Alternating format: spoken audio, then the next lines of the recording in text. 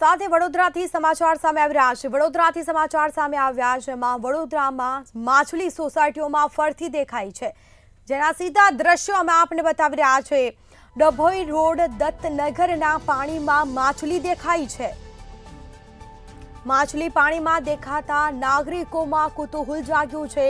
લોકો આશ્ચર્યચકિત થયા છે। માછલી કેવી રીતે દત્તનગર પહોંચી તે તપાસનો વિષય।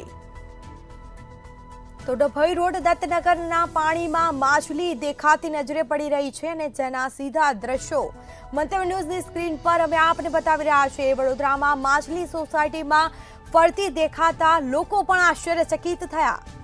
ડભોઈ રોડના દત્તનગરની આ ઘટના પાણીમાં માછલી દેખાઈ હતી।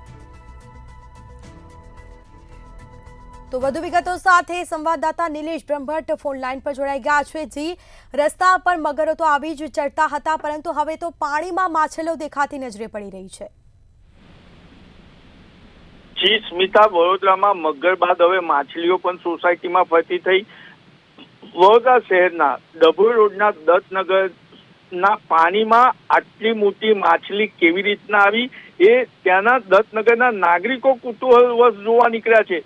કેટલાક નાના ભૂલકાઓને તો પહેલા સવારમાં જ્યારે માછલી પાણીમાં તરતી હતી ત્યારે એવું દેખાયું કે મગરનું બચ્ચું આવ્યું છે, પરંતુ જ્યારે મોટા લોકોએ સમજાવ્યા કે આ માછલી કહેવાય ત્યારે નહીં તો ત્યાં આગળ નાના ભૂલકાઓમાં તો ગભરાટ ફેલાયો હતો। મહત્વની બાબત એ છે કે સ્માર્ટ સિટી વડોદરામાં હવે રખડતા ઢોરો મગરો બાદ માછલી પણ રોડ ઉપર દેખાવા માંડી છે અને મહત્વની બાબત છે કે આટલી મોટી માછલી વરસાદમાં તો વરસીને પડી નહીં હોય તો આ માછલી આટલી બધી મોટી દત્તનગર સોસાયટીમાં પ્રવેશી કેવી રીતના?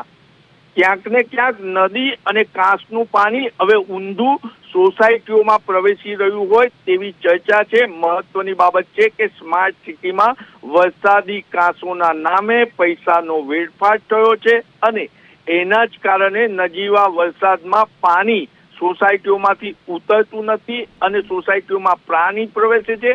પાણી પ્રવેશવાની સાથે હવે માછલીઓ પ્રવેશી છે, એ ખૂબ જ મોટો ચિંતાનો વિષય છે સ્માર્ટ સત્તાધીશો માટે। જી સ્મિતા। જી બિલકુલથી તમામ જાણકારી આપવા બદલ આપનો આભાર।